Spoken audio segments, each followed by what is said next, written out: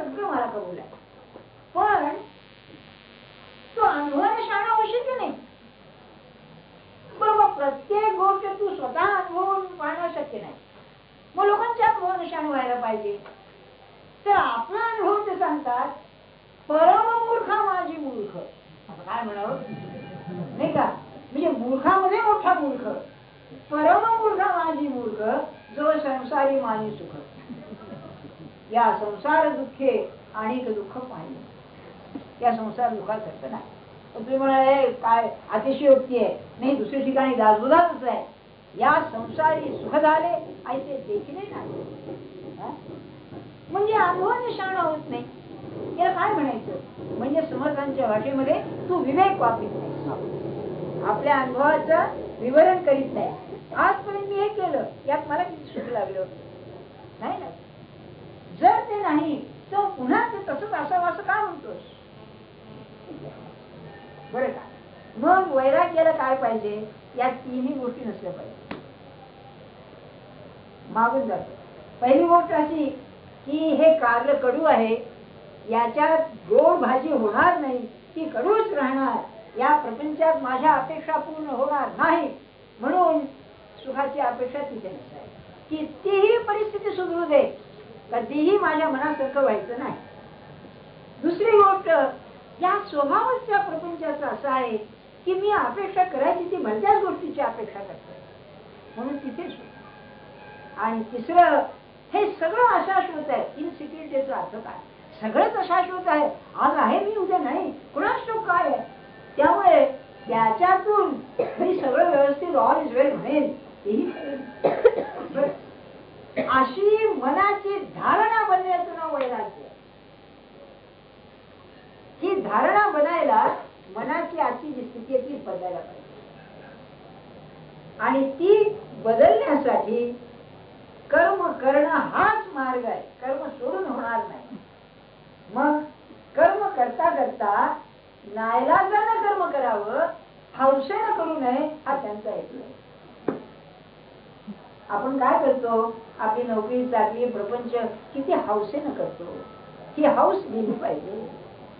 तुम्हाला हे पटणार नाही, मी असं धरून चालतोय, पण हौसेनं प्रपंच जोपर्यंत आहे तोपर्यंत समाधान, शांती, सुख अशक्य गोष्ट आहे. तुमचा धंदा असू दे, नोकरी असू दे, काही असू दे, नाईलाज म्हणून करायला पाहिजे, किंवा जरूर आहे करणं, त्याला इलाज नाही म्हणून करायचं. पण आपण जे हौसेनं करतो ते कमी झालं पाहिजे. करावं तर लागेल, ते सुटणार नाही, पण करण्याची जी दृष्टी आहे ती दृष्टी बदलायला पाहिजे. काही नाही. आणि प्रपंचाचं फार चमत्कारिक आहे. एक मला गंमत आठवते. रामकृष्णांच्याकडे एक म्हातारी आहे, तोंडात दात नव्हते. म्हातारी आहे. देव पाहिजे म्हणली मला. देव काय म्हणले? सोपं आहे, त्यात काय दान केलं की देव मिळतो म्हणले. सगळं दान केलं. त्याने काय केलं? एक मूलभूत फुटाणे केलं. तोंडात दात नाही, फुटाणे चावत नाही, खाता येत नाही, आणि एका पोराला पाठवलं, फुटाणे माग तुझ्याकडे. बरं का? ती दिली ना म्हातारी, फुटाणे दिली ना. तेव्हा रामकृष्ण तिला म्हणाले, तुला चावता येत नाही ते फुटाणे त्या पोराला घेऊन द्या म्हटलं तर देव देत नाहीस, आणि तू दानाच्या गोष्टी बोलते, देव कसा भेटेल तुला? होय ना? असं प्रपंचाला आपण चिकटलेलो, असे हौस आहे. नाही पाहिजे. तुम्हाला काय सांगू, मी पाहिलेलं उदाहरण सांगतो. इथे ग्रस्त वारले, तेव्हा त्यांच्याकडे जायचं होतं. तेव्हा एका बाईनी नट्टाबट्टा करून पावडर बिवडर लावून त्याला समाचारला गेली. त्या बाईच्या नवरा मेलेला, आणि हातात माळ. बघा विरोध कसा आहे. याला काय म्हणाल तुम्ही? बरं, हौसेची गंमत अशी, हौसेला मोल नाही. बरं का? मोल नाही म्हणजे कशी की नाही बुवा, आता एक 2-4 पोरं असले, याला नातू झालाय, त्याला नातू झालाय, तर तिसऱ्याला झाला तर मग माझं काही नाही म्हणणं. बरं का? तिसऱ्यालाही झाला, आता चौथ्याचं काय आहे बघू म्हणाले, काय हरकत नाही, राहिले तोपर्यंत बरं, नाही तर मग जायचंच आहे. परंतु कानावर आली बातमी, बेशुद्ध झालेली बाई पुन्हा हुशार झाली. हा,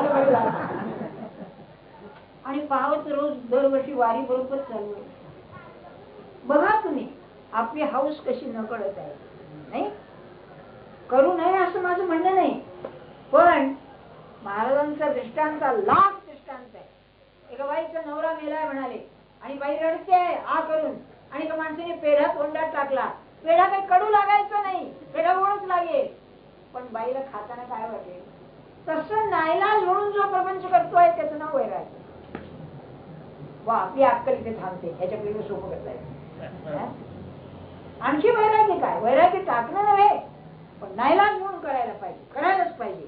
पण काय इलाज असं जो आपला धंदा आणि नोकरी करतो त्याला समाधानाचा मार्ग मोकळा नाही, त्याला नाही. आता ज्ञानेश्वर महाराज काय म्हणतात बघा. पुढे म्हणाले, ये नित्य कर्म तव फलत्यागे वेचिले सर्व, म्हणून मोक्षाची शीव ठाकूल आहे. शीव म्हणजे गावाची शीव असते ना, म्हणजे त्याच्या घर आतमध्येच आहे. हो मंदिर आतमध्येच आहे, त्या मंदिराचं द्वार आणखी निराळ आहे. पण तुम्ही परमार्थात जात आहात केव्हा, तुमचं जे नित्यकर्म आहे ते नित्यकर्म केवळ कर्तव्य म्हणून तुम्ही करीत आहात तेव्हा. नोकरी चाकरी उद्योग धंदा काय जो असेल तो पण न्यायलाच हे करायचंय, मला जगायचंय भगवंताकरता.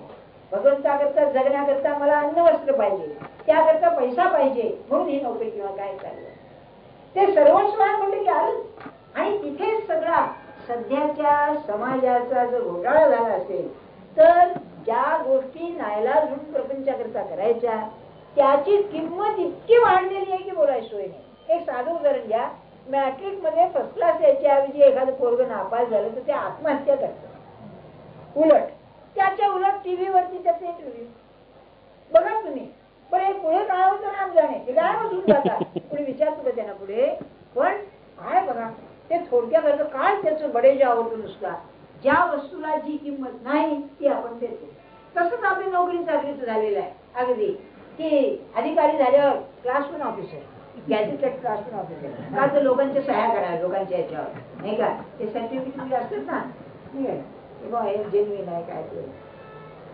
माझ्या म्हणण्याचा हेतू काय, हे मीच केलेलं आहे, काहीच नाही. तुम्हाला त्या ग्रस्तांची मी गोष्ट सांगतो, तुम्हाला वाटेल आपण पाहिलेले आमच्या मित्राचे वडील भगवंताचे भक्त, शंकराचे भक्त, चढले नाही स्टेडियाचे सुपरिटेंडेंट, म्हणजे एका स्टेशनचे सुपरिटेंडेंट झाले. त्यांच्या मागचे लोक गेले वर, बरं का, पण सगळं काम बरोबर करायचे पुढे नाही. तेव्हा त्यांना एकदा मी विचारलं रिटायर झाल्यानंतर, अहो बेअरी 150 रुपये पेन्शन मिळाले त्या काळामध्ये. ते म्हणलं वा एवढं कमी पेन्शन कसं काय. ते काय म्हणाले, मुलं मार्गाला लागली आहेत, मुलीचं लग्न झालंय, आम्ही नवरा बायको 150 रुपये पुरतात म्हणाले, करायचे त्याच्या. पण ते मोगल्यामध्ये असं असेल, नवरा मेल्यावरती ते बाईला पेन्शन मिळायचं थोडं सुरुवात त्याच्यात, ती बाई आलीच मेली मला, पण हे म्हणायचे पेन्शन मिळेल, करायचं नाही काय जास्त. इतके आनंदात असायचे की बोलायचं सोय. आणि तुम्हाला 1000 रुपये 2000 रुपये पेन्शन मिळून सगळं व्यवस्थित असून युनिट ट्रस्ट मध्ये लाख रुपये आहेत, आणखी काय एवढी मध्ये काही आहेत, सगळं असून पुन्हा काय हो म्हणजे कोण दुखतंय खाता येत नाही. अरे राणीच्या हे करतो मिळून करतोस काय पुढे नाही. तुम्हाला मी सांगतो, माझ्या गुरुनी मला एक शिकवलंय. काय शिकवलंय, काही जरी प्रसंग आला तरी नेहमी त्यात चांगलं काहीतरी असतं म्हणा, ते पाहायला शिका. हे सोपं नाहीये हा, पण मी अभ्यासच केला याचा की जग हे जर त्रिगुणाचं मिश्रण आहे तर त्याच्यामध्ये सगळं वाईट असणं शक्यच नाही. अमंगल असणं चांगलं असलंच पाहिजे. मग माझ्या म्हणण्याचा हेतू आपल्याला असा की कोणतीही परिस्थिती जरी आली तरी मीच ठरवतो ही चांगली नाही वाईट. अरे तुझं ध्येय शांती आहे ना, त्याला धक्का बसेल ती परिस्थिती वाईट, बाकीची चांगलीच आहे. आणि ती परिस्थिती कशावरती अवलंबूनच नाही, माझी शांती जर भगवंतावरती अवलंबून आहे तर जोपर्यंत माझं अनुसंधान बरोबर आहे तोपर्यंत असं झालं काय आणि तसं झालं काय. आणि दुसरं सांगतो आपल्याला, आपल्या नोकरी चाकरीमध्ये जे आपल्याला सुखदुःख होतं हे एकट्याचं नसतं, या जगातल्या एवढ्या कर्मांचा परिणाम होऊन सगळा तिथे येत असतो. म्हणूनच न जावेची लागेल तेथेच जावे. समर्थाने सांगितलं नको बा नाही बा, या डिपार्टमेंट मध्ये मला काय रस नाही.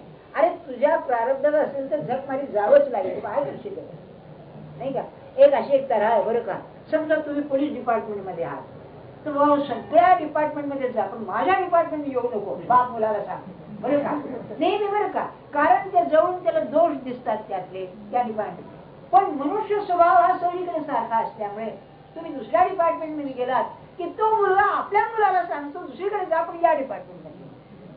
ते काय मग याचा अर्थ असा की जे आलेलं आहे वा याच्यापेक्षा चांगलं असणं शक्यच नाही.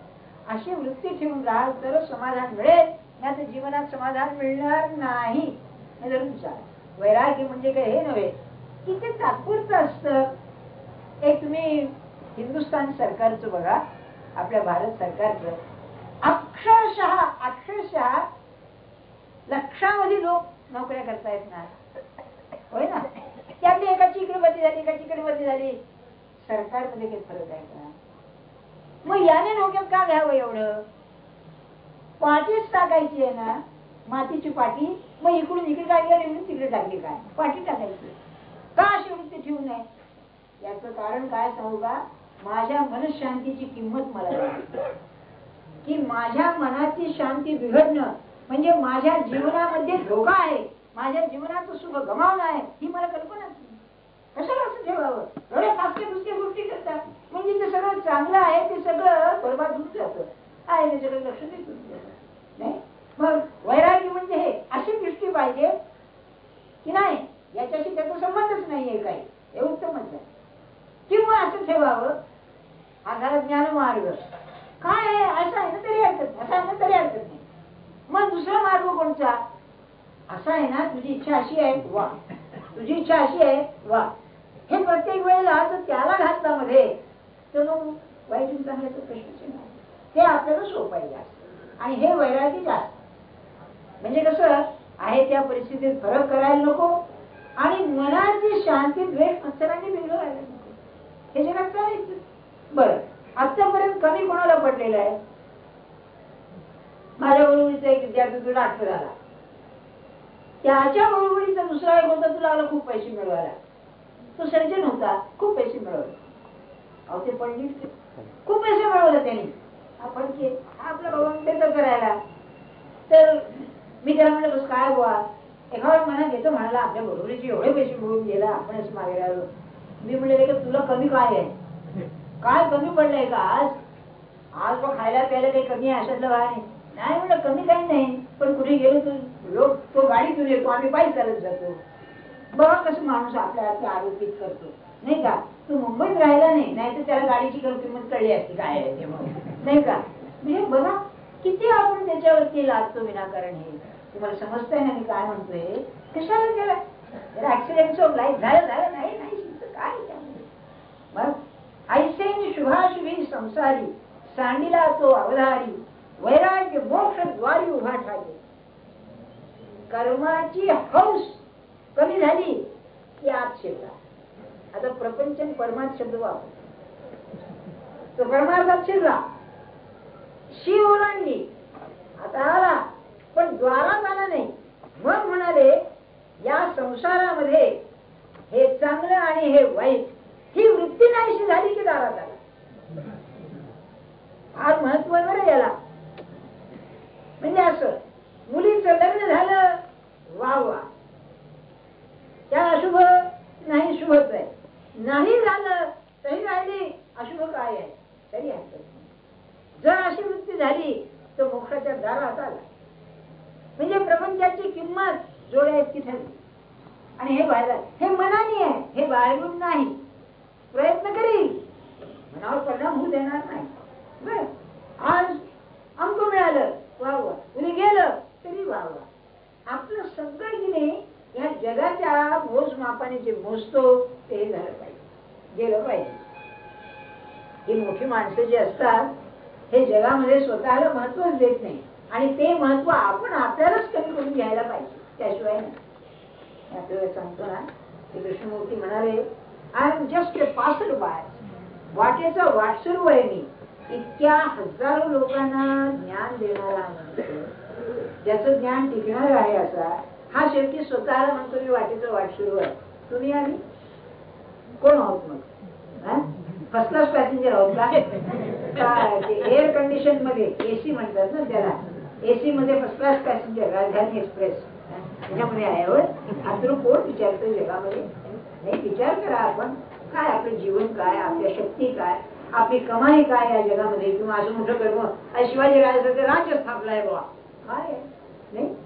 मला असं वाटतं कॅलेंडर असतं बघा, 300 दिवसाच्या त्याला पानं असतात नाही काही, दिवसाला एक काढायचं.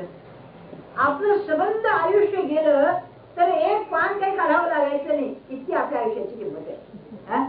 हे का असं असून किती म्हणतो आपण आपल्याला. म्हणून ज्ञानेश्वर महाराज म्हणाले असा जो आहे तो मोक्षद्वारी उभा ठायतो. मग पुढे म्हणाले तैसे मग सकळ भाग्याची सीमा मोक्ष लाभाची जे प्रमा नाना कर्म मार्ग श्रमा शेव तुझे. दुसऱ्या ओळीचा अर्थ महत्वाचा आहे. हा कर्ममार्ग सरळ कशाकरता करायचं, हा प्रपंच सरळ कशाकरता करायचा, त्या प्रपंचाचं पर्यवसान वैराग्यात व्हायला पाहिजे. खरोखर कसं आहे म्हणजे शास्त्राप्रमाणे हा प्रपंच कशाकरता करायचा, तर ही प्रपंचातील सुखदुःख भोगून या प्रपंचामध्ये अर्थ नाही हे समजून घेण्याकरता करायचं. आणि ते समजायला विचारपूर्वक समजूनच करायला पाहिजे. पैसा नाही, पैसा मिळवला, पुष्कळशी माणसं असतात गरिबीतून, अहो कल्पनाने अशा मोठ्या पदाला जातात. अधिकार काय, पैसा काय, जगात मान्यता काय, घरदार काय, गाडी मोटार आमचे तमके सगळं येतं बरं का, पण लेखाचं चिकटतो त्याला काय करायचं, पुढे त्याच्यात अडकून पडतो. तेव्हा असं पाहिलं पाहिजे इतकं सगळं झालं खरं, पण हे कशा करताय. म्हणून ते म्हणतात माझ्या बरोबर यातले येणार काही नाही, ते अशा दृष्टीनं की अरे झालंय पुढे, मग याचा अर्थ काय आहे नको का पाहायला. म्हणून म्हणाले असा जो आहे तो कर्म मार्ग श्रमाशेव तुझे पुढे. आता ही हाऊस मी जे म्हणतोय पुढे हाऊस. माझं बोलणं कदाचित तुम्हाला आवडणार नाही, प्रपंचाची हाऊस नाही तर मग कशाची हाऊस ठेवायची नाही का. मी म्हणतो भगवंताची हाऊस का ठेवीत नाही. ज्ञानेश्वरी ऐकतो ना आपण, मागच्या रविवारी तुम्हाला सांगितलेलं आठवतंय का, मुद्दाम हेतुपूर्वक उल्लेख केला की भगवंताचं नाम आपण घेतो सारखा तो उत्साह राहत नाही. गाण्याचं उदाहरण दिलं मी की काही केव्हाही तो उत्साह कायम राहायला पाहिजे, जसा आज आपला प्रपंचात आहे नाही का. हा उत्साह तिकडे गेला पाहिजे तरच ते चालेल, नाही तर चालणार नाही. आणि माझ्या पद्धत मी सांगत नाही, ज्ञानेश्वर महाराजांचं म्हणणं आहे की कर्म मार्ग आता पुढे असं वाटलं पाहिजे. नाही झालं, पुष्कळ झालं, आता पुढे. मग पुढे म्हणाले सकळ भाग्याची सीमा. आपल्याला भाग्याची सीमा म्हणजे काय वाटतं, वाटेचा पैसा आहे, पुष्कळ सुख मिळत आहे, सगळे लोक अनुकूल आहेत, लोकात मान मान्यता आहे, याला आपण भाग्य समजतो. संस्कृतामध्ये भगव म्हणजे भगवंताचं रक्षण आहे. भगवंत ज्याच्याजवळ तो भाग्यवान, बाकीचे कसले आहेत भाग्यवान. जर असं आहे तर वैराग्य येणे सकळ भाग्याची सीमा. सीमा म्हणजे हाईट, याला म्हणतो आपण मोठा. मोक्ष लाभाची जे प्रमा, प्रमा म्हणजे बुद्धीने निश्चित झालेलं ज्ञान. प्रमाण म्हणजे प्रमाण हा शब्द प्रमाणापासूनच आहे. तेव्हा भगवंताच्या ज्ञानाचं जर काही लक्षण असेल तर वैराग्य हेच त्याचं लक्षण. हा शब्द तुम्ही जाऊ द्या, पण आपली मनाची अवस्था तुम्ही बघा, पुढे जा काय असं. मोक्ष पळे विधनी बोल जे सुकृत तरुचे फूल तेथ वैराग्य ठेवी पाऊल भवरू जायचं. हा कर्ममार्गी आहे, प्रपंच करतोय आणि प्रपंच करता करता पुण्य साठलं, त्या पुण्याला साठते. पुण्य हा वृक्ष आहे, त्या वृक्षाला जे फूल आहे ते वैराग्य, फळ आहे ते मोक्ष फळ आहे. पण आता फुलातून फळ येणार ही जी पूर्वावस्था आहे ते वैराग्य. आपल्याला पाहिजे असेल ते करावं लागेल. मी सांगितलं पुन्हा पुन्हा, वैराग्य म्हणजे भरती कल्पना करू नका, घरी झाल्यावर नीट वागा, तसं काही करू नका. हो हो असं नाही. त्यांनी सांगितलं म्हणजे काहीतरी सांगणारा वेळा आणि ऐकणारे नाही. वैराग्याचा अर्थ असा का आज उशीर झाला ते सांगेल, तुला काय करायचं म्हणू नका. असं हेतू आहे. वैराग्य मनाची अवस्था आणि अतिशय गोड अवस्था आहे. इतका तो स्वस्थ आणि शांत असतो की बोलायची सोय नाही. एक सत्पुरुष होते, त्या कल्याणमध्ये गोष्ट आली. गंगा किनारी राहायचा, आणखी पुष्कळशी लोक यायचे. बनारस राजा त्याच्याकडे जायचा, देव कल्पना जुनी गोष्ट आहे. तेव्हा कोणी पैसे ठेवायचे, कोणी काय ठेवायचे. तर हिने काय केलं, एकदा त्या काळी एक 10 रुपयाची नोट कोणी ठेवली होती. तर एक पेढा होता, पेढा घेतला आणि गाय आली, ते गायला खायला लागला. अरे बाबाजी 10 रुपये नोट है, आप क्या कर रहे हैं? तो तू काय म्हणाला, वो गाय को उसका क्या है, 10 रुपयाची नोट मी तिला खायला, त्या गायला त्याचं काय आहे. तो काय म्हणाला, आपको, अरे मैं भी वैसे ही हूँ बोले, मेरी भी क्या है उसका. याच्या उलट आणखी एक सांगतो. असाच एक हरिद्वार ऋषिकेशला एक साधू होता, ऋषिकेशला, आणि खराच चांगला. त्याच्यामुळे त्यांनी 100 रुपयाची नोट ठेवली एका शेठजीने. आणि त्याच्या मनात सारखे यायला लागले, याचं काय करावं. स्वतः कुठं नव्हे, गरिबांना खायला घालावं, काय करावं, कोणाला दान करावं, कोणाला काय घालावं. म्हणून त्याचा एक मित्र होता, त्याला विचारलं काय करू. पहिल्यांदा म्हटलं गंगेत सोडून दे, म्हणजे आधी चित्त शांत होईल म्हणाला. काय करू हे विचार करा, आपली काय अवस्था असेल. नाही रात्री डोक्यात तेच तेच तेच कसला आलो वैराग्य. ते जाणं हे खरं वैराग्य आहे ना. पुरे तो विचार थांबला पाहिजे. विचार शून्य जरी झाला नाही तरी पुरे, जास्त नको, घाणीतच आहे हे पाहिजे. म्हणून म्हणाले की सुकृत तरुचे फूल, ते माणसाने जे पुण्य साठवलेलं आहे त्या साठवल्याचा परिणाम दिसायचा असेल तर ते शांत नाही. मग वैराग्य ठेवी पाऊल भवरी जायचं. एखादा भुंगा असतो, तो फुलावरती मध घेण्याकरता त्यात बसतो, पण तो इतक्या हळूवार अगदी नाजूकपणे त्याच्यावरती पाय ठेवतो. तसा याच्या अंतःकरणामध्ये वैराग्य त्या भ्रमरासारखं येतं, इतक्या नाजूकपणे येतं, सहज येतं. आपल्याला एक सांगून ठेवतो, आपलं अनुसंधान बरोबर जमलं आहे, याचं गमक काय आहे, आपल्या वागण्यात फरक होईल.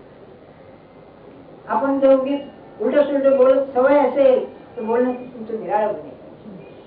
द्वेष मत्सर असेल तो कमी होईल, काळजी करीत असाल ती कमी होईल. पुढे माझं कसं होईल, शेवटी आंको होईल का तंको होईल का असं होईल ना. अहो एखादं काय आहे, हे अगदी भ्रम आहे बरं का. समजा तुम्ही लग्न केलं नाही किंवा तुमचं कुटुंब वाढलं, माझं कसं होईल पुढे, मी जर अपंग झालो तर. हा अपंगपणा मनाचा आजच आहे, देहात जाऊ द्या, हा मनाचाच अपंगपणा आहे. अरे अजून मेला असतं मग ही काळजी कशाला, बरं का. म्हणजे विचारायला पटतं पण आचरणात येत नाही. अरे बोल तिथेच आहे सगळी, माझा अभ्यास तिथेच आहे ना, होत नाही तिथे. तो विचार आलेला मारलाच पाहिजे तिथे, तरच ते वैराग्याचं नाही. आणि ते न येणं हे वैराग्य आहे. वैराग्य बाहेरचं काय होऊ शकतात, आतमध्ये अशी वृत्ती पाहिजे, आहे आहे नाही. आणि त्याला कुठेतरी चिकटलं पाहिजे, मनाने चिकटलं पाहिजे, ते भगवंताला चिकटलं पाहिजे. भगवंताला जर तो चिकटला तर त्याची अशी शक्ती आहे, त्याला कितीतरी संकटातून तू बाहेर काढेल. काय डॉक्टर दृष्टी काय करेल, काय लक्षण करेल त्याला बाहेर काढेल, या शंकाच नाही. ते चिकटायला पाहिजे. म्हणून ते पुन्हा पुन्हा म्हणतायत किंवा भगवंताला ते कर्म अर्पण करा, याचा अर्थ करा. मग पाही आत्मज्ञान सुदिनाचा, वाधावा सांगतया अरुणाचा, उदयोग्या वैराग्याचा ठाव. आपल्याकडे अशी कल्पना आहे की सूर्य हा रथामध्ये बसून येतो. तो रथाचा जो ड्रायव्हर आहे तो आयुध आहे. म्हणजे लाल आकाश होत ना सूर्य उदयाच्या वेळेला, तेव्हा तो अरुण पुढे तो, अशी आपली कल्पना आहे. तेव्हा म्हणाले इथे अरुण जसा आला की आता सूर्य येणार, तसं मोक्ष हा सूर्य जो आहे तो येणार, याचा अरुण असेल तो वैराग्य. वैराग्याचा अर्थ असा की वृत्ती अशी स्वच्छ झाली, या दृश्यातून उघडली, काळजी चळवळ द्वेष मत्सर. मी तुम्हाला खरं सांगू का, आपल्याला घाणीची घाण राहिली नाही बरं का. आम्ही इथे राहत होतो जवळ, तेव्हा रात्री इथे ते गाडीवाले येतात, त्यांना काय म्हणतात बघा, ते पावभाजीवाले, ते 2-4 असायचे आणि त्यांची त्या फोडण्या लसणाच्या या सगळं चालायच्या. त्याचा वास इतका नाकात भरायचा पहिल्यापर्यंत होकार यायची, पुढे सवयच झाली, त्याच्या पुढे गेलो नाही.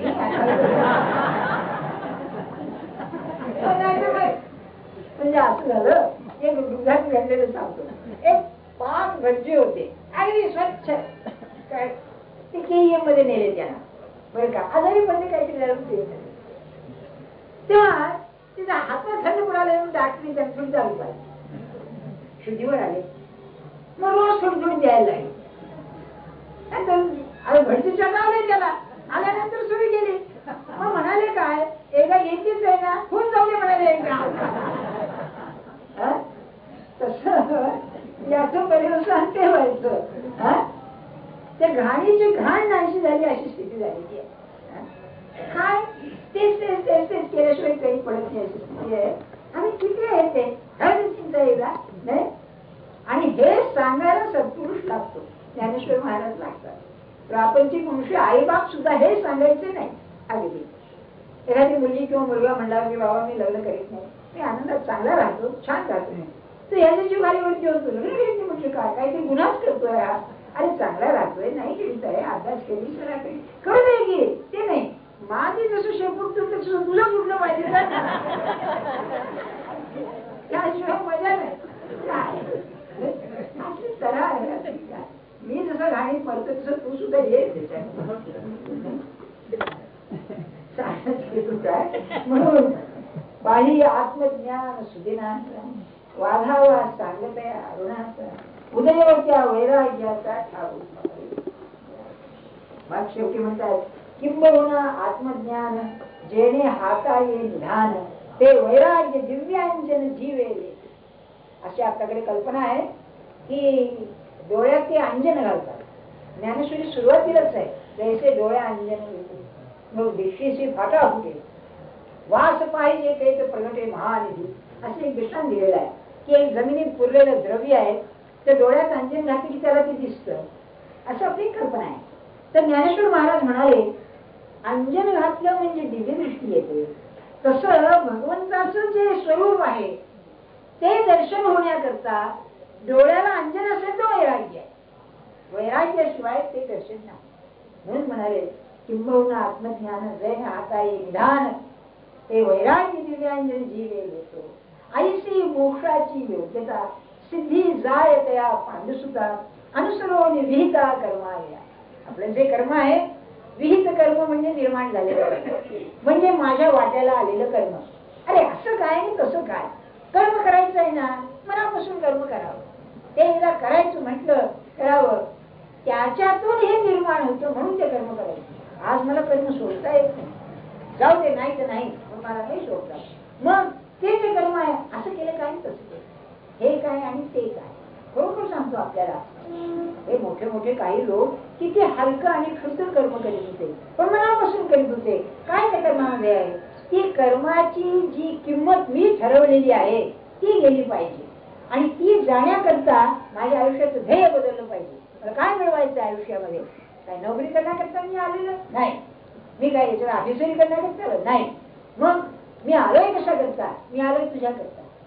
मला त्याशिवाय गत्यंतर नाही. आज युगधर्म आहे, मला नोकरी करणं जरूर आहे, तो युगधर्म म्हणून मी करतोय, त्यात काय माझं मोठेपण आहे म्हणून नाही. ही वृत्ती जर ठेवली तर वैराग्याची सुरुवात आहे म्हणायला हरकत नाही. आपण ध्यानात ठेवा, वैराग्य हा मनाचा धर्म आहे. मनाचा धर्म म्हटल्यानंतर जिथे जिथे मन किंमत देतं भगवंताशिवाय तिथे तिथे घसरतो. एक भगवंत किंमतवान आहे, बाकी त्याला काही किंमत